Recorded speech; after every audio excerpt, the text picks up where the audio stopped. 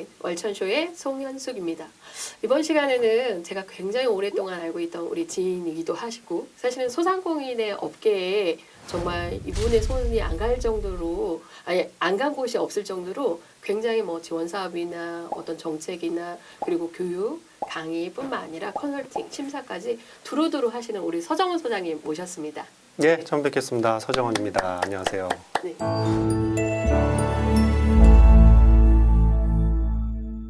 사실 우리 소장님을 모신 거는 거의 뭐 창업교육에 오면 나중에는 뭐 교육을 받는 거 하지만 사실은 마음은 좀 다른 데 있어요. 야, 어떻게 여기 그 정부 창업교육 기관이라는데 뭐 좀 알려줄 거 없어? 뭐 사실 어떤 팁 좀 없어? 사실 이게 되게 중요하거든요. 소상공인들이 그러면서 몰라서 못 받는 그런 정책 지원이나 소상공인 사업들이나 여러 가지 지원 사업 있잖아요. 부처들마다 사실은 여러 군데가 있잖아요. 그렇죠, 소장님? 제가 퀴즈를 한번 내볼까요? 대한민국의 창업자들한테 지원해주는 정책이 네네. 공공기관, 그다음에 지방자치단체, 산하기관, 민간기관까지 합하면 몇 개 정도 숫자가 될 것 같으세요? 한 600여 가지 정도 됩니다. 지원자금 사냥꾼 이런 표현의 친구들이 있을 만큼 네네네. 제안서 잘 쓰면은 하나 아이템을 가지고 이렇게 조금 각도를 바꾸고 이렇게 조금 각도를 바꿔서 받는 그런 사람들이 있다고 할 만큼 네네. 지원 제도는 많아요. 그 사람이 예를 들면 보험도 뭐 A라는 보험에 가입하고 B라는 보험에 가입했는데 한 개 사고가 났을 때 두 개를 같이 받았다. 그러면은 뭐 이제 그게 그 약관상 그런 게 금지돼서 나중에 반환 청구하고 네. 그런 게 있는데 정부 자금은 그런 게 없나요? 부처가 다르면 되죠. 한 아이템을 가지고 물론 이걸 복제하듯이 써먹으면 그건 잡아냅니다.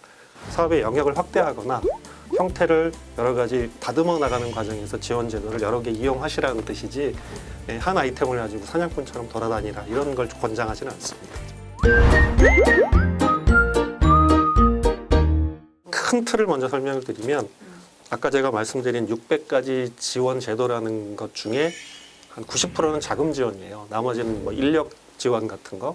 인력 지원도 자금이 해당이 되긴 하죠. 예를 들어서 4대 보험을 보조해 준다. 그렇죠. 이런 것도 있거든요. 네네네. 그거는 명시적으로 돈을 주는 건 아닙니다만 부담을 줄여주는 거죠. 그런 거 빼고는 거의 90%가 자금을 주는 건데 자금 지원 제도는 국내에 크게 4가지 파트가 있습니다. 지금 말씀하신 빌리면 갚아야 되는 거, 꾼 돈이니까.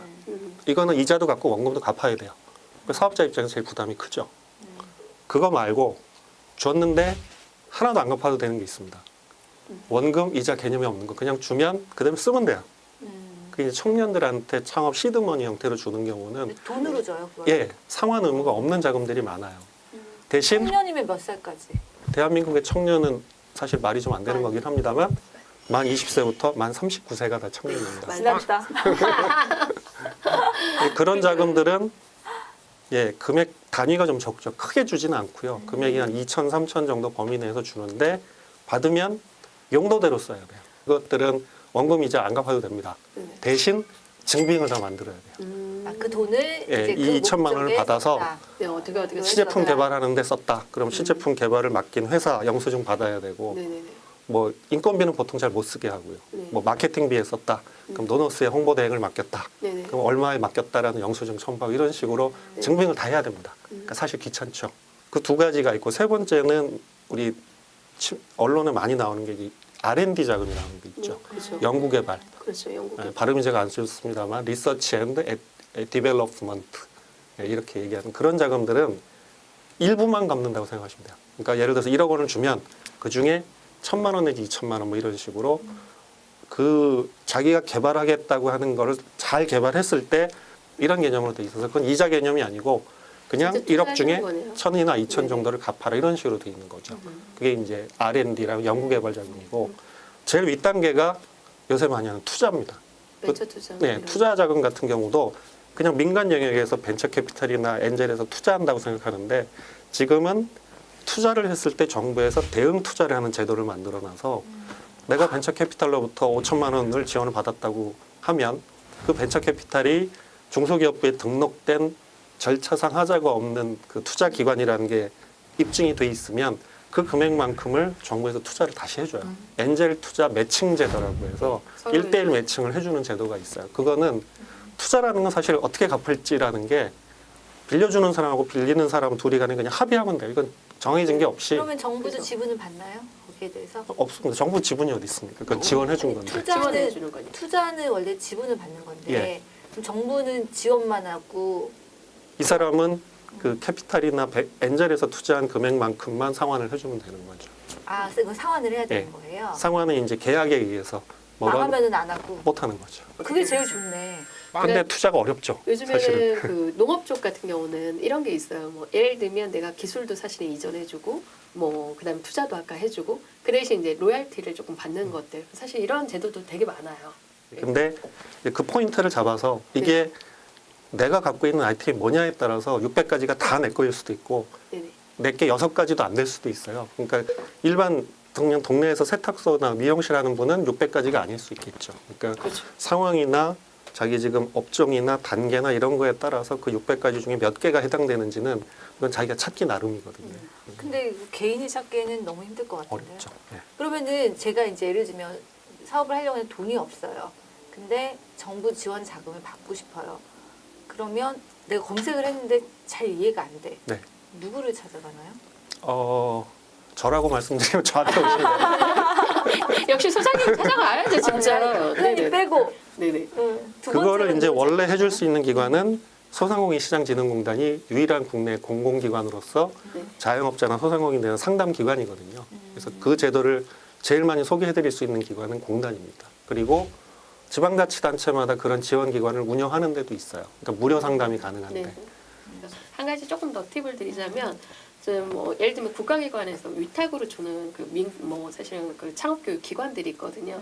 그 교육을 또 창업교육을 들으면 멘토링이라는 제도가 있어요. 그 멘토링을 그 사실은 아까 그런 창업이나 자금 쪽 같은 경우를 좀 아시는 분들과 내가 멘토를 받고 싶다라고 하면 그거 받아서 이제 내가 어떤 내 조건하고 창업에 대해서 사실은 그런 것들을 전문가한테 사실 받을 수가 있죠. 왜냐하면 그 일방적으로 그냥 누구 찾아서 하기가 우리나라는 좀 그런 거에 아직 컨설팅에 대해서는 사실은 그 뭐 어떤 정보도 없고 이 사람을 믿어도 되나 사실 이런 걸 잘 몰라요. 그럼 네네. 멘토한테는 그렇죠. 돈을 근데 그 좀- 멘토는 기관에서 사례를 기관에서 드리죠. 주는 거예요. 그럼 돈 안 내도 되는 그렇죠. 거예요? 저희 이제 창업 교육을 받을 때도 거의 대부분 다 무료고, 그다음에 이제 그분들이 약 창업을 할 때 몇 개월 동안 사실은 멘토링이라는 걸 지원해 주거든요. 지금 이제 최근에 저는 그 새로운 2019년에 어떤 정보를 보다 보니까 그 소공인들에 대한 지원 사업도 있지만 사실은 소상공인들의 그런 이제 자영업 정책이라든지 대책 사업들이 되게 많더라고요. 제가 이제 예전에 너무 부러운 게 하나 있었어요. 뭐냐면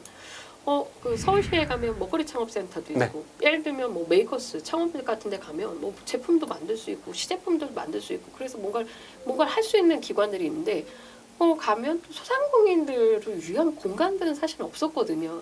그런데 이제 이런 공간들이 또 그 지원 복합센터가 생긴다라고 제가 얘기를 들었거든요. 최근에 이제 공간이라는 개념에서 얘기가 많이 나오는 게 이제 메이커 스페이스. 그렇죠.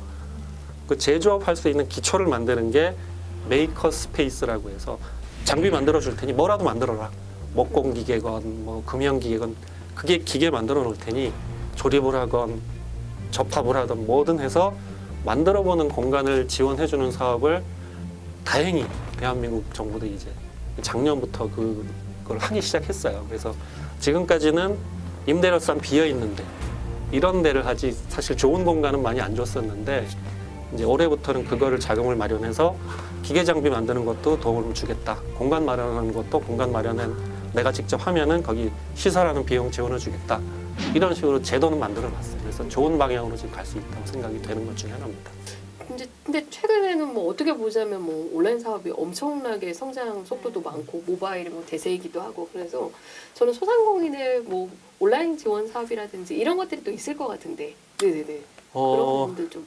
이번에 자영업 대책도 자영업 혁신 지원 대책이거든요. 그러니까 네네네. 잘못 말하면 혁신 만능주의가 돼버릴 것 같긴 한데, 다 역시. 그러니까 자영업들 기존 사업에 머무르지 말고 뭔가 새로운 걸 좀 자꾸 개발해서 나도 업그레이드를 해라, 이런 의미에서 이제 혁신이라는 단어를 자꾸 쓰는 건데, 다행히도 그 지금 혁신형 소상공인을 4개 부류로 나눠놨어요. 그래서 오랫동안 가업을 유지하면서 그 지역에서 성장을 잘하고 있는 조그만 네. 동네 유명한 음식점, 그렇죠. 이런 것도 이제 혁신적이다라고 인정을 하려고 하는 거고, 우리가 TV 보면 명인 명장 이런 사람들 그죠, 나오잖아요. 네. 뭐 다른 사람에 비해서 셔틀콕 하나 만들어도 딴 사람이 막 3배, 4배 잘 만드는 사람. 네네네. 이런 사람들을 이제 명장이라고 취급해주겠다. 그렇죠. 생활의 달인들을.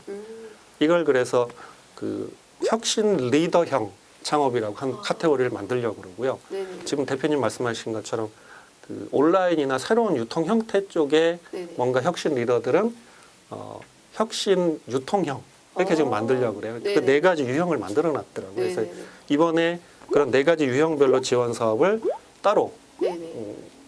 2022년까지 15,000개의 혁신 소상공인을 만들겠다. 네네. 근데 왜 우리나라는 이런 무슨 제도만 나오면 숫자부터 들이미는지 모르겠는데 네네. 15,000개면은 이게 상식적으로 납득이 안 되는 게 그게 어떻게 도출해낸 수치인지 그게 아무래도 뭐 궁금하네요. 온라인 4가지를 이제- 모아서 만들었을 텐데 대한민국에 숫자가 왔다 갔다 하긴 합니다만 소상공인 분류에 들어가는 자영업자가 270만, 80만 이렇거든요. 그럼 15,000개면은 200개 중에 하나가 혁신형 소상공인이 된다는 얘기인데 그죠. 네네.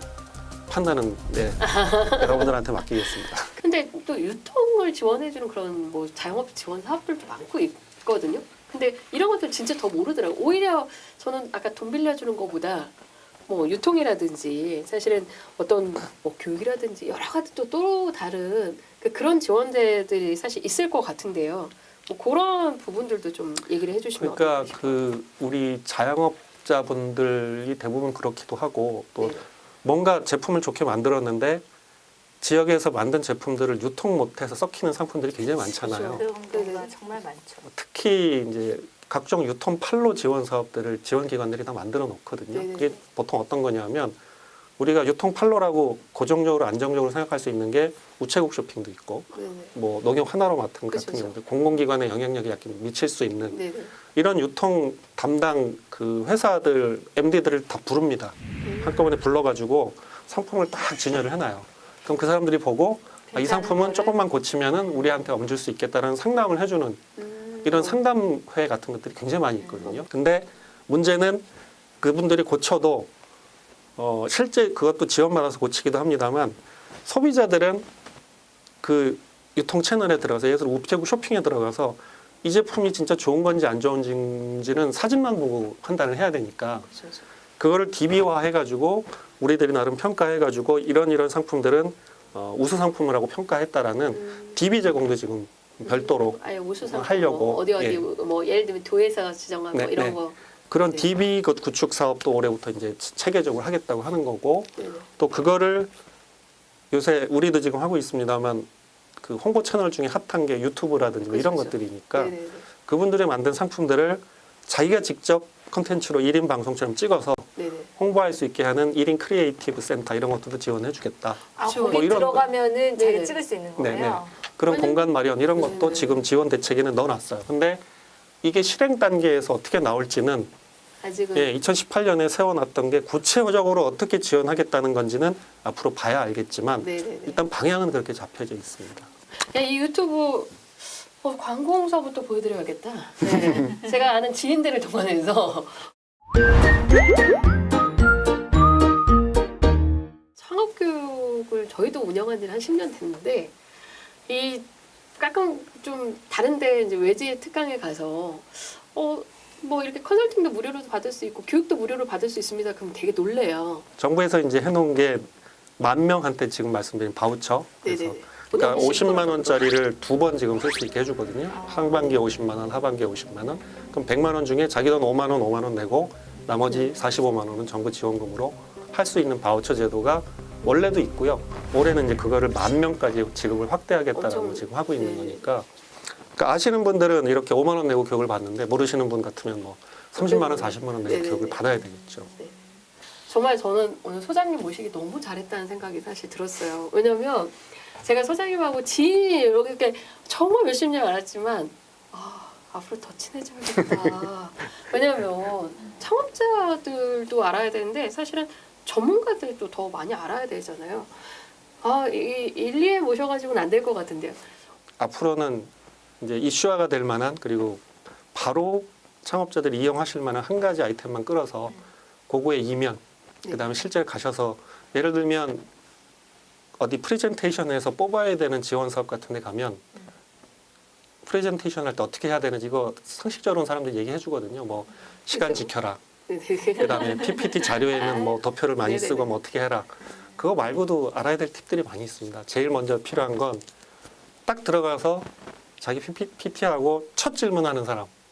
그 사람이 심사의 분위기를 맞아요, 좌우하는 맞아요. 사람이거든요. 저도 심사위원회 가보면은 그 좌장이 제일 먼저 질문을 하시고 옆을 쳐다봐요. 뭐 질문 네네. 있으십니까? 그러니까 첫 질문하는 사람 포인트를 딱 잡아야 된다는 게 첫 번째 필요하고, 그 다음에 예를 들어서 그 자기 의견을 절대로 안 굽히시는 분들이 있어요. 거기 와서 싸워요.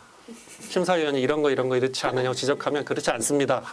심사위원도 밥값을 해야 되기 때문에 거기 오면은 자기가 뭔가 가르쳐 줘야 된다는 의무감에서 질문을 하는 건데 그걸 계속 받아치면 열받죠.